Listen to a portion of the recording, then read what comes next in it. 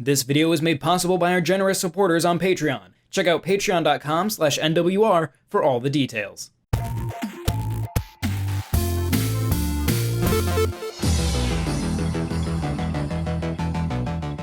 Ion Fury is, to its very core, a 90s first-person shooter. Down to the build engine itself, made famous by the likes of Duke Nukem, Ion Fury is truly a blast from the past. While this seemingly time-traveling shooter brings with it plenty of nostalgia, a few issues of yesteryear come along for the ride.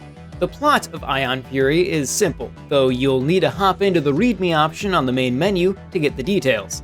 You play as Shelly Harrison, who works for the Global Defense Force and must fend off the cyborg creations of Dr. Jadis, played by Duke Nukem himself, John St. John.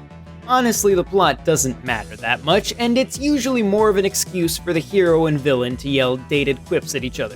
My favorite of these is easily when the villain taunts the hero saying, "Despite all your rage, you are still just a rat in a cage."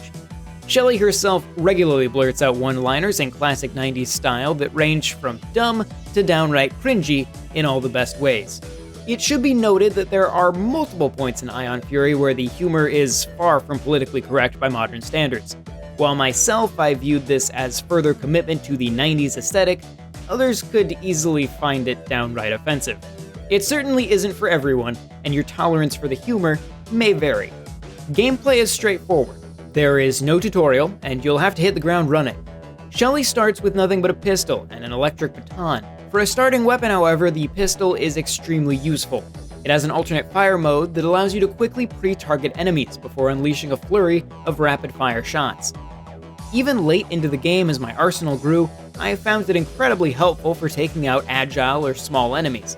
The baton can be used for melee attacks, as well as breaking open garbage bags and cans to potentially find health and ammo. It's also occasionally required to activate electronics, because hitting things with a stun baton is how you provide them electricity.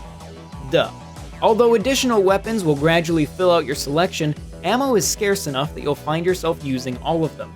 Proficiency with each is key, as Ion Fury does not skimp on the difficulty. From the start, enemy layouts are challenging, and they only get tougher. Luckily, the controls are excellent, particularly the gyro aiming support available on Switch. This is definitely one of its best implementations, and feels remarkably intuitive to use. Given its use of a 25-year-old engine, it's no surprise that Ion Fury is incredibly accurate to the time period it's emulating. The entire world is realized in a way that seamlessly blends 90s limitations with a few modern bits of polish.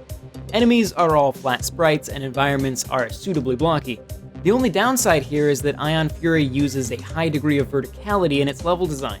The 2D enemies will always rotate along the Y-axis to face the player, but not the X-axis. This means that when viewed from directly above, they essentially become a straight line.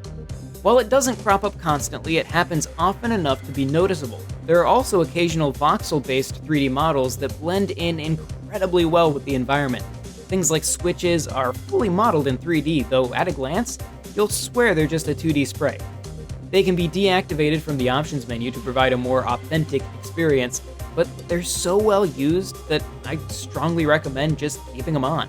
Ion Fury is not only an incredible love letter to 90s first-person shooters, it's a great first-person shooter in its own right. It leverages a classic engine in new and exciting ways, and is only very rarely hampered by it. While the humor may rub some players the wrong way, it's arguably worth suffering through for a game that is, in many ways, better than its source material. This is a 90s shooter the way you remember them, rather than perhaps how they actually were. This video is made possible by our generous supporters on Patreon. Did you know that Nintendo World Report is funded directly by fans like you? When you support Nintendo World Report on Patreon, you get immediate access to multiple exclusive podcasts every month, exclusive Discord channels, an early look at select content, and more, all for as little as $1 a month. Check out patreon.com/NWR for all the details.